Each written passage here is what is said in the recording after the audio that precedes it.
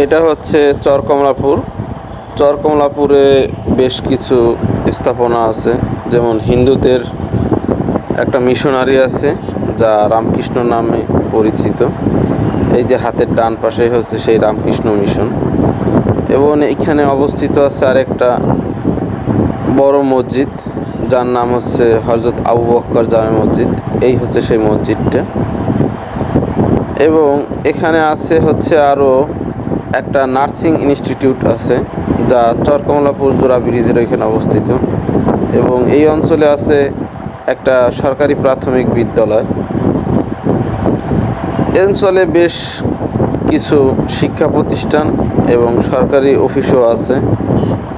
অঞ্চলটা খুবই সমৃদ্ধশীল এবং উন্নয়নশীল। এই অঞ্চলের লোকজন খুবই ভদ্র। এখানে বেশ আমার ছাত্র জীবনের দীর্ঘ 8 বছর অতিবাহিত করছি। এই যে হাতের ডান পাশে হচ্ছে এইটা একটা নার্সিং ইনস্টিটিউট, আর সামনে হচ্ছে চরকমলাপুর বাজার এবং চরকমলাপুর জোড়া ব্রিজ। এটাই হচ্ছে সেই জোড়া ব্রিজ।